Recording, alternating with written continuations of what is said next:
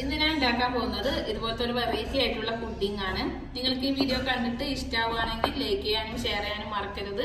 പിന്നെ നിങ്ങൾക്ക് എന്ത് സംശയം ഉണ്ടെങ്കിലും കമന്റ് ബോക്സിലൂടെ എന്നോട് ചോദിക്കാം, ഞാൻ എല്ലാവർക്കും റിപ്ലൈ തരും. ഈ പുഡിംഗ് ഉണ്ടാക്കാൻ വേണ്ടി ഞാൻ എടുത്തിട്ടുള്ളത് ഇതുപോലത്തെ ന്യൂട്രി ചോയ്സിന്റെ ബ്രിട്ടാനിയുടെ ഒരു പാക്ക് ബിസ്ക്കറ്റ് ആണ്. ഇത് പൊടിച്ചിട്ട് ഇതിലേക്ക് ഇട്ട് കൊടുക്കാം.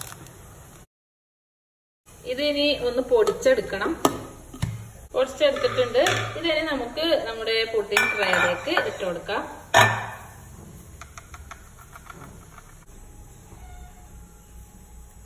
ഇതിലേക്ക് 1 ടേബിൾ സ്പൂൺ ബട്ടർ ചേർത്തിട്ട് ഇത് നന്നായിട്ട് ഒന്ന് മിക്സ് ചെയ്തെടുക്കണം.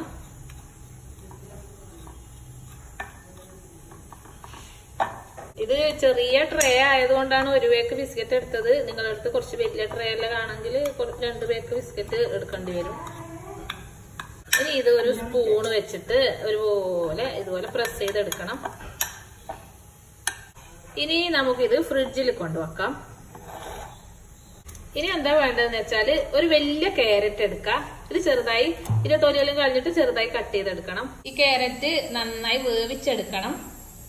ഇതിപ്പോ നന്നായി വെന്ത് വന്നിട്ടുണ്ട്. ഇനി ഇത് ചൂടാറിയിട്ടാവുമ്പോ ഈ വെള്ളം മാറ്റിയിട്ട് ഇതൊന്ന് അരച്ചെടുക്കണം. ഇത് മിക്സിയുടെ ജാറിലേക്ക് ഇട്ട് കൊടുക്കാം. ഇതിലേക്ക് 1/4 കപ്പ് മിൽക്ക് മെയ്ഡ് ചേർത്ത് കൊടുക്കണം. ഇത് നന്നായി അരച്ചെടുക്കണം. നല്ല പേസ്റ്റ് പോലെ അരച്ചെടുക്കാം. ക്യാരറ്റ് നന്നായി അരച്ചെടുത്തിട്ടുണ്ട്. ഇതുപോലെ ഇരിക്കും. ഇവിടെ മാറ്റി വെക്കാം. ഇനി 100 ഗ്രാമിന്റെ ഒരു പാക്ക് വിപ്പിംഗ് പൗഡർ ബൗളിലേക്ക് ഇട്ട് കൊടുക്കാം. ഇതില് 1/4 കപ്പ് തണുത്ത പാൽ ഒഴിച്ചു കൊടുക്കാം. ഇനി ഇത് നന്നായി എഗ് ബീറ്റർ കൊണ്ട് ബീറ്റ് ചെയ്തെടുക്കണം.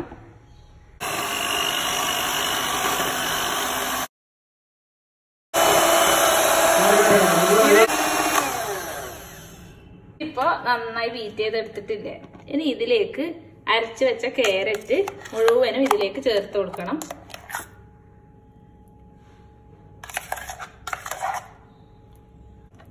എന്നിട്ട് ഒന്നുകൂടെ നന്നായി ബീറ്റ് ചെയ്തെടുക്കണം.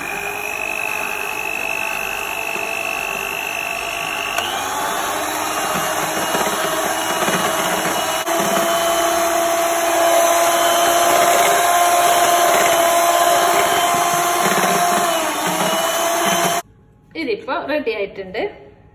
ഇനി എന്താ വേണ്ടതെന്ന് വെച്ചാൽ നമ്മൾ നേരത്തെ റെഡിയാക്കി വെച്ച ബിസ്ക്കറ്റ് ഇല്ലേ, അതിലേക്ക് ക്രീം മുഴുവനായിട്ട് ഒഴിച്ചു കൊടുക്കണം.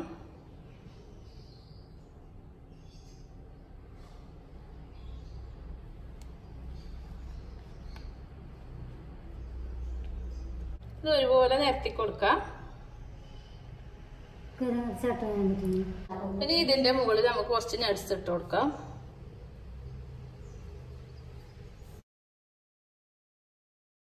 അപ്പൊ നമ്മുടെ പുഡിംഗ് ഇവിടെ റെഡി ആയിട്ടുണ്ട്. ഇതിന് ഫ്രിഡ്ജിൽ വെച്ച് 4 മണിക്കൂർ കഴിഞ്ഞിട്ട് ശേഷം എടുക്കുക. അപ്പോഴേക്കും നല്ല സെറ്റായി കിട്ടും. അപ്പൊ നിങ്ങൾക്ക് എന്റെ ഈ വീഡിയോ ഇഷ്ടമായെങ്കിൽ ലൈക്ക് ചെയ്യുക, സബ്സ്ക്രൈബ് ചെയ്യുക, കമന്റ് ചെയ്യുക, നിങ്ങളുടെ ഫ്രണ്ട്സിനൊക്കെ ഷെയർ ചെയ്യുക. അപ്പോൾ എല്ലാവരും ട്രൈ ചെയ്ത് നോക്കുക. നല്ലൊരു വീഡിയോയുമായി നമുക്ക് വീണ്ടും കാണാം.